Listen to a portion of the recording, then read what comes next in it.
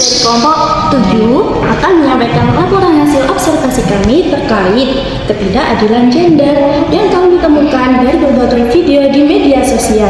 Sebelum itu, kita kenalan dulu yuk sama anggota kami. Yuk! Pose with the bands.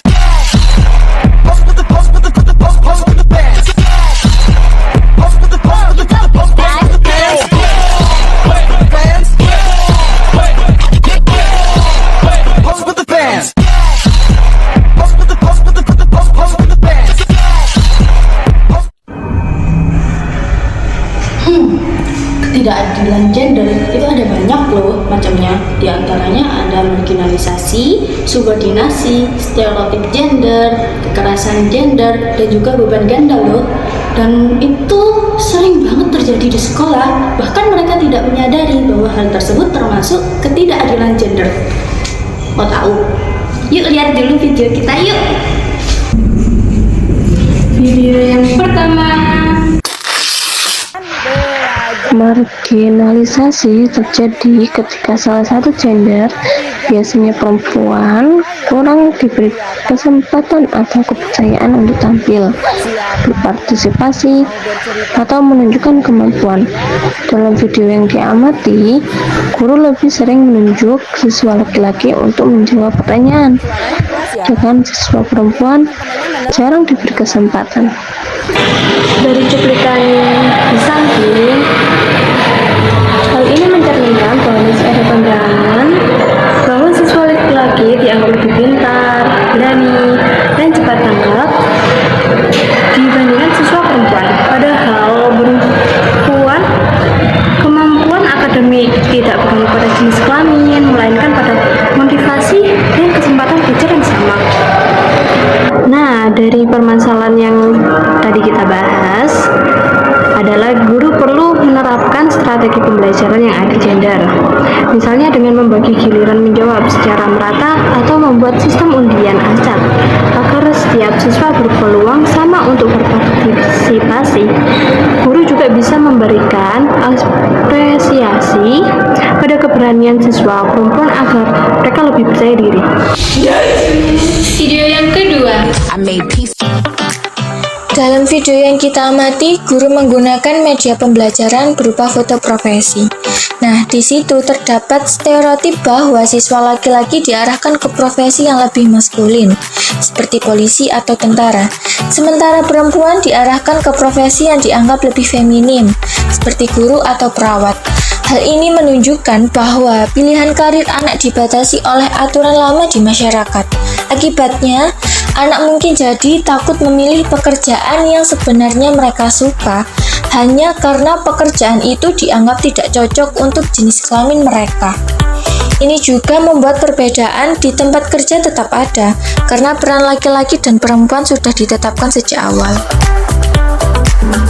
Stereotip karir anak laki-laki dan perempuan merujuk pada stereotip gender. Stereotip ini mempersempit pandangan anak tentang cita-cita dan potensi mereka. Anak perempuan bisa saja memiliki kemampuan fisik dan kepemimpinan tinggi, sementara anak laki-laki juga bisa berprofesi di bidang pendidikan atau keperawatan. Pendidikan yang stereotip akan membentuk pola pikir yang tidak setara sejak dini. Nah, solusi yang perlu dikembangkan, sekolah perlu mengadakan pembelajaran berbasis kesetaraan gender, misalnya dengan menghadirkan figur panutan, role model lintas gender seperti polisi perempuan atau laki-laki, atau guru laki-laki, agar anak-anak melihat bahwa semua profesi terbuka untuk siapapun. Stereotip karir anak laki-laki dan perempuan merujuk pada stereotip gender. Stereotip ini mempersempit pandangan anak tentang cita-cita dan potensi mereka.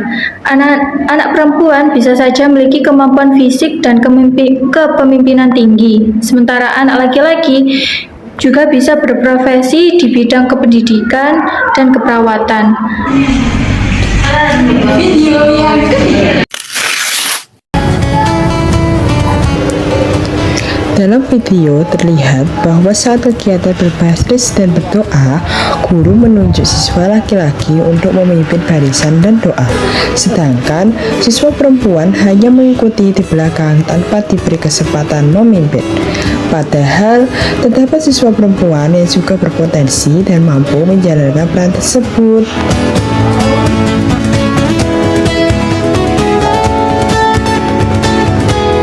Selamat pagi anak-anak. Apa kabar semuanya? Baik, alhamdulillah, luar biasa, Allahu Akbar. Hari ini semangat, semangat, pintar semuanya. Ya, anak-anak, hari ini kita mulai belajar seperti biasa. Siapa yang siap kita berdoa dipimpin sama Alphard? Iya, tepuk tangan buat Alphard. Ayo, kita berdoa ya semua ya. Siap berdoa.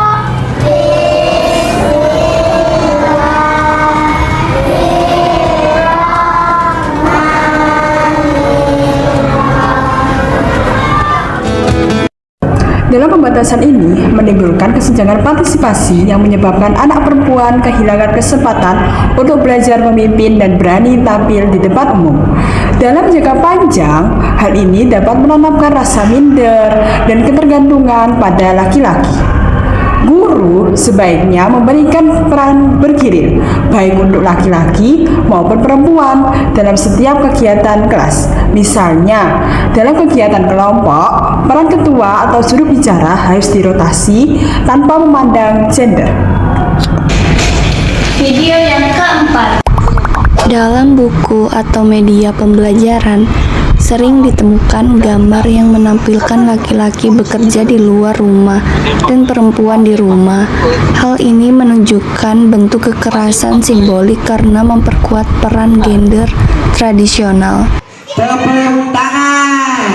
Kekerasan simbolik dalam media pembelajaran sulit dihindari, namun dampaknya besar terhadap membentuk persepsi anak. Anak belajar melalui gambar dan teks. Jika sejak kecil mereka hanya melihat laki-laki berperan aktif di luar rumah, maka pandangan mereka akan terbentuk bias.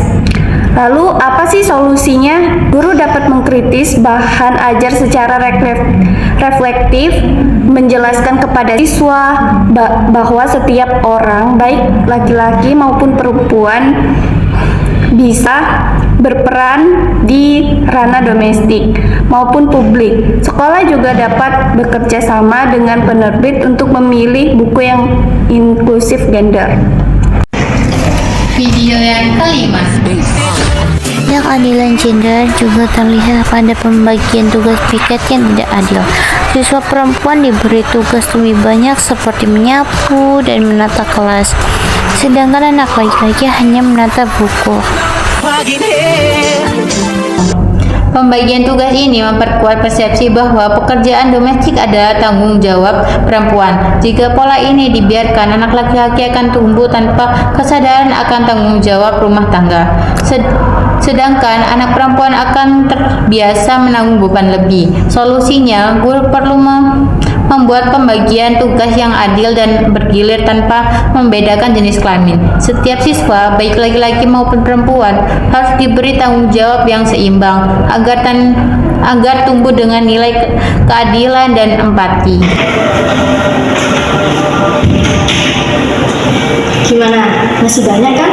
Mereka juga gak sadar kan kalau itu termasuk ketidakadilan gender.